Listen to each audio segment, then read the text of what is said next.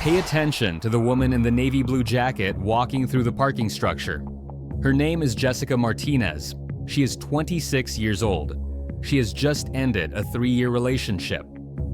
At 9:47 p.m. on February 14th, 2023, she walks toward her silver Honda Civic on level 3 of the Gateway Shopping Center parking structure in Mesa, Arizona. Her hands are in her pockets. Her shoulders are slumped. She has been crying. Now, pay attention to the figure in the shadows near the stairwell. The man following her is Derek Paulson, her ex-boyfriend as of 18 minutes ago. Within 6 minutes, Jessica Martinez would be dead. This was not an accident. This was a murder. Jessica Martinez grew up in Tempe, Arizona. She was the first person in her family to graduate from Arizona State University. Her degree was in elementary education. She wanted to teach 2nd grade. That had always been her dream. Derek Paulson was 29 when they met. He worked in commercial real estate. He drove a BMW. He wore expensive watches. On their first date, he took her to the nicest restaurant in Scottsdale. Jessica's friends thought he was charming. Her mother thought he moved too fast. Diana Martinez would later tell investigators she'd had reservations from the beginning. Derek was controlling about Jessica's schedule. He wanted to know where she was at all times. He didn't like when she spent time with her friends. By month 6, Jessica had stopped going to her weekly dinners with her college roommates. By month 12, she rarely answered her phone when her mother called. The relationship Jessica thought was love was actually isolation. On February 12, 2023, Jessica attended her younger brother's birthday party. Derek had told her he couldn't make it. Work emergency. At 7:30 that evening, Jessica's cousin posted a photo to Instagram. The family gathered around a birthday cake. Jessica was smiling. Her arm was around her brother. Derek saw the post within minutes. At 7:43 p.m., he sent Jessica a text message. "Why didn't you tell me your whole family would be there?" At 7:45 p.m., "Are you ignoring me?" At 7:52 p.m., "I'm coming over there." Jessica's mother witnessed what happened next. Derek arrived at the house unannounced. He demanded Jessica leave with him immediately. When she refused, he grabbed her arm. Jessica's father and brother had to physically remove Derek from the property. Diana Martinez described her daughter's face that night. She wasn't angry. She was frightened. Jessica stayed at her parents' house for 2 days. On February 14th, she agreed to meet Derek in public to officially end the relationship. She chose the Gateway Shopping Center because it was crowded, safe. She told her mother she'd be home by 10 p.m. At 9:12 p.m., surveillance cameras captured Jessica arriving at the shopping center. She parked on level 3 of the parking structure. She walked to the courtyard area near the food court. Derek was already there, sitting on a bench near the fountain. The meeting lasted 17 minutes. Security cameras captured fragments of the interaction. Jessica standing with her arms crossed. Derek gesturing animatedly. At one point, he stood up and moved closer to her. Jessica stepped back. At 9:29 p.m., Jessica turned and walked away. Derek did not follow her immediately. He remained at the bench for approximately 45 seconds. He was looking at his phone. Then he stood up and walked in the same direction Jessica had gone. The shopping center was busy on Valentine's Day. Dozens of people passed through the courtyard. No one noticed anything unusual. No one intervened. At 9:47 p.m., parking structure security cameras captured Jessica returning to level 3. She was alone, walking toward her vehicle, which was parked in space C47 near the north stairwell. The camera angle shows the entire level. Approximately 100 feet of concrete, fluorescent lighting overhead, 3 other vehicles visible in the frame. At 9:47 and 23 seconds, a figure emerges from the north stairwell. Derek Paulson. He is approximately 40 feet behind Jessica. He maintains that distance for several seconds. He is not running. He is walking with purpose. At 9:47 and 41 seconds, Jessica reaches her vehicle. She removes her keys from her jacket pocket. At 9:47 and 44 seconds, Derek begins to run.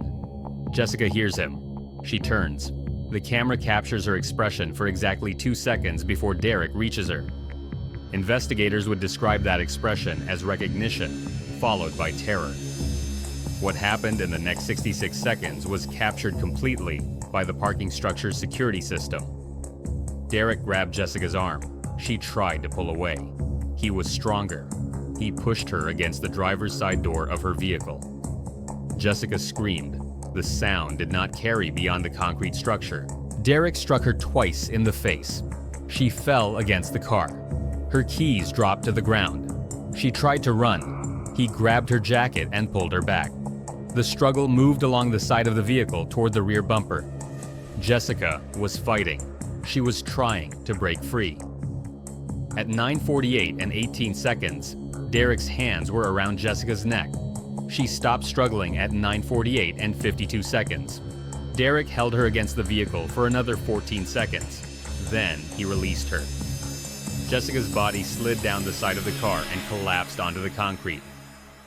Derek stepped back. He was breathing heavily. He looked around the parking structure. No one else was visible. He stood there for 23 seconds, just standing, looking at what he had done. Then he ran. At 9:49 and 15 seconds, Derek Paulson disappeared into the north stairwell. Jessica Martinez was lying on the cold concrete of level 3. She was not moving. She was not breathing. At 9:52 p.m., a couple returning to their vehicle discovered her body. The husband immediately called 911. Paramedics arrived at 9:58 p.m. They attempted resuscitation. Jessica was unresponsive. She was pronounced dead at 10:14 p.m. The coroner would determine the cause of death was asphyxiation due to strangulation. The time of death was estimated at 9:49 p.m. Jessica Martinez died 6 minutes after she walked away from Derek Paulson for the last time. Mesa Police Department Detective Sarah Chen arrived at the scene at 10:47 p.m. The parking structure had been secured. Crime scene technicians were photographing Jessica's body. Her silver Honda Civic sat exactly where she had parked it. Her keys were still on the ground. Her phone was in her jacket pocket. The last call she'd made was to her mother at 9:31 p.m., 2 minutes after the breakup ended. The call lasted 47 seconds. Diana Martinez would later tell investigators that Jessica had sounded relieved. She said she'd be home soon. Detective Chen reviewed the security footage at 11:23 p.m. The parking structure cameras had captured everything. Jessica's arrival, her walk to the courtyard, her return to her vehicle, Derek following her, the attack, the murder. The footage was time-stamped, date-stamped, high resolution. By midnight, Detective Chen knew exactly who had killed Jessica Martinez. The hunt for Derek Paulson began immediately. Derek's BMW was located at 1:47 a.m. in the parking lot of a 24-hour fitness center 3 miles from the shopping center. The vehicle was empty. The keys were not inside. Security footage from the fitness center showed Derek arriving at 9:54 p.m. He parked the BMW and entered the building. He spent approximately 8 minutes in the men's locker room. He emerged wearing different clothes, a gray hoodie instead of the black jacket he'd worn at the shopping center. He left the fitness center on foot at 10:02 p.m. Detectives canvassed the area.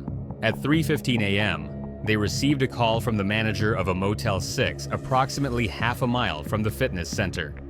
A man matching Derek's description had checked in at 10:23 p.m. using cash and a fake name, room 117. At 4:02 a.m., Mesa Police SWAT surrounded the motel. Detective Chen used the room phone to call Derek directly. He answered on the third ring. The negotiation lasted 27 minutes. Derek claimed it was an accident. He said he just wanted to talk to Jessica. He said she'd attacked him first. He said he didn't mean to hurt her. Detective Chen had watched the security footage. She knew every word was a lie. At 4:29 a.m., Derek Paulson surrendered without further incident. The case against Derek Paulson was overwhelming. The security footage showed premeditation. Derek had followed Jessica from the courtyard to the parking structure. He had waited until she was alone and isolated. He had run toward her with clear intent. Forensic evidence confirmed the attack. DNA under Jessica's fingernails matched Derek. Bruising patterns on her neck matched his hand size. Fibers from his jacket were found on her clothing. Jessica's phone records revealed a history of obsessive contact, hundreds of text messages in the weeks before her death. Many sent after she'd stopped responding. The messages showed escalating anger and threats. On March 2nd, 2023, digital forensics discovered Derek had been tracking Jessica's location through a phone app. He'd installed it on her phone 8 months earlier, without her knowledge.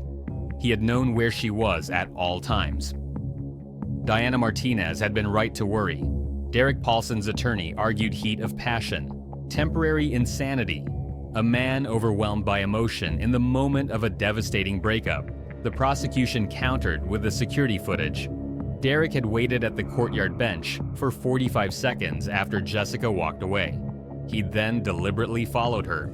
He'd maintained distance to avoid detection. He'd only run when she was isolated and vulnerable. This was not heat of passion. This was calculated violence.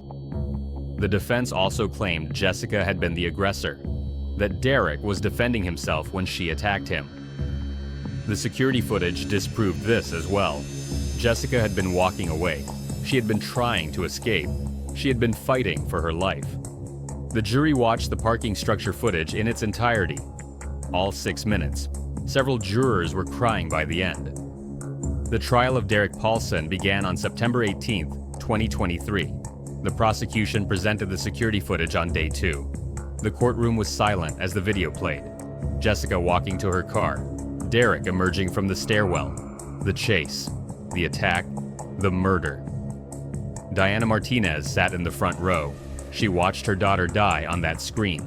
She had seen the footage before during the investigation. She insisted on being present for the trial. Jessica's father could not attend. He had suffered a heart attack 2 months after his daughter's death. He was still recovering.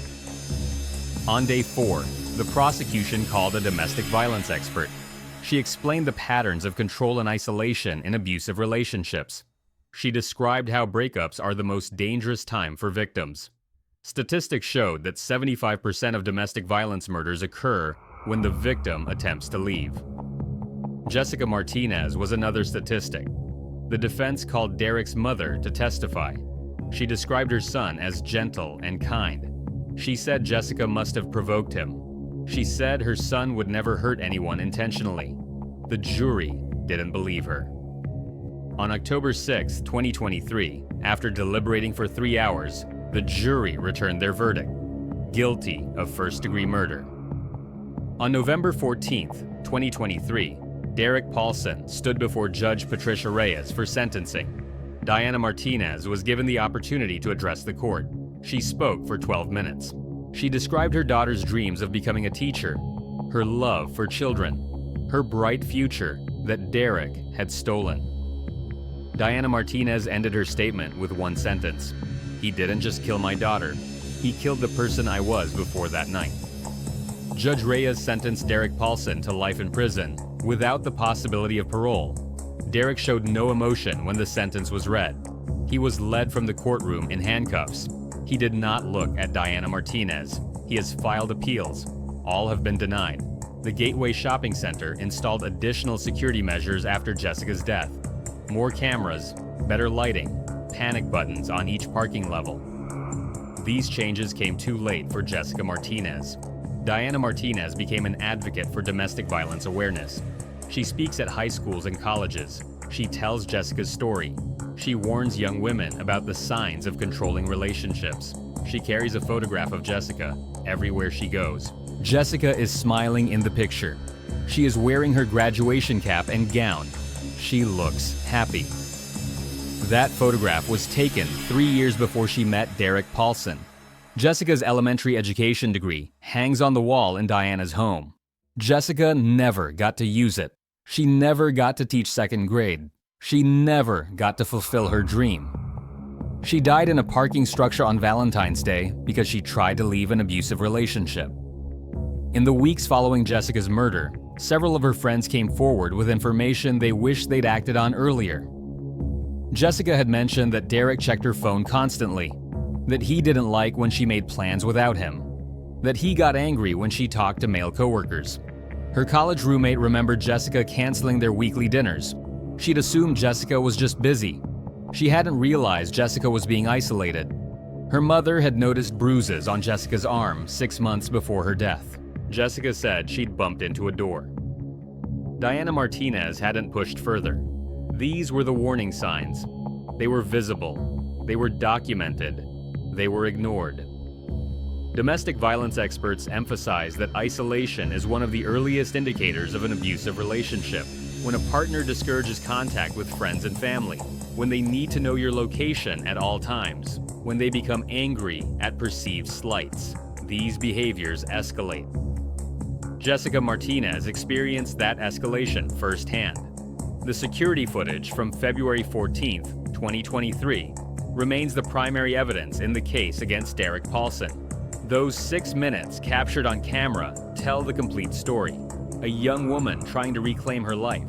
A man who believed he owned her. A confrontation that ended in murder.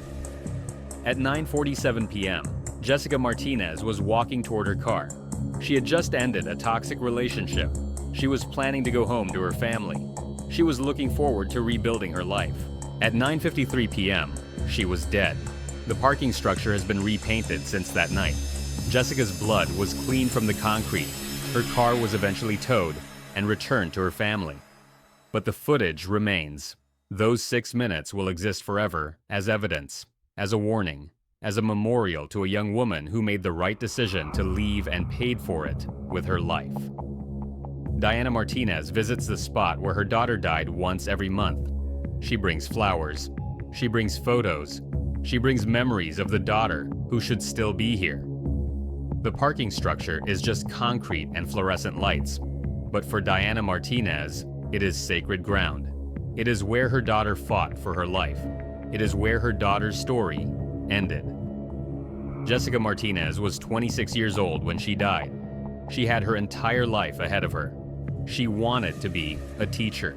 She wanted to make a difference in children's lives. Derek Paulson took that future from her in 6 minutes of violence. He will spend the rest of his life in prison. He will never be free. He will never have the opportunities he stole from Jessica. Diana Martinez continues her advocacy work. She has spoken to over 15,000 students in the past year. She shows them Jessica's picture. She tells them Jessica's story. She tells them how to recognize the warning signs. She tells them how to escape before it's too late. She tells them that leaving an abusive relationship is the bravest thing you can do. She tells them that Jessica was brave, and she tells them that Jessica's death will not be in vain. The security footage from the Gateway Shopping Center parking structure has been used in domestic violence training courses across the country. Law enforcement agencies study it to understand how quickly violence can escalate. Prosecutors use it to demonstrate premeditation. Those 6 minutes have saved lives. Jessica Martinez did not die for nothing. She died trying to save herself. And in her death, she has helped save others. That is her legacy. In memory of all victims of domestic violence who lost their lives trying to leave. If you or someone you know is in an abusive relationship, please call the National Domestic Violence Hotline, 1-800-7997-233.